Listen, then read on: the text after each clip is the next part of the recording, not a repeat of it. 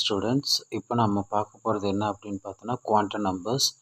அந்த குவாண்டம் நம்பர்ஸில் வந்து ஃபஸ்ட்டு டைப்பாக இருக்கிறது வந்து principal quantum numbers.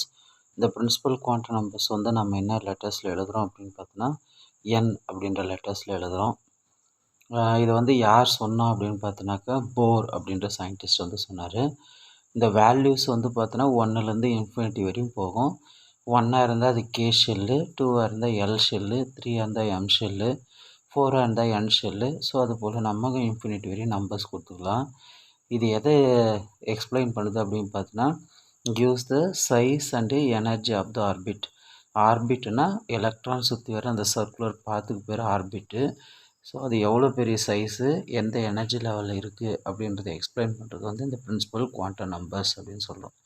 The maximum number of electrons இந்த ஆர்பிட் அப்படின்னு எடுத்தோன்னாக்கா அதுக்கான ஃபார்முலா வந்து 2n². இங்கே என்னன்றது வந்து நம்பர் ஆஃப் ஆர்பிட், ஃபஸ்ட் ஆர்பிட்டா செகண்ட் ஆர்பிட்டா அப்படின்னு சொல்கிறது.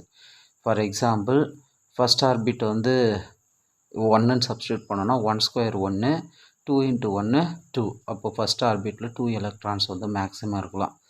அடுத்து டோட்டல் நம்பர் ஆஃப் ஆர்பிட்டால்ஸை கால்குலேட் பண்ணணும் அப்படின்னு பார்த்தோன்னா அதுக்கு ஃபார்முலா வந்து n² அப்படின்னு சொல்கிறோம்.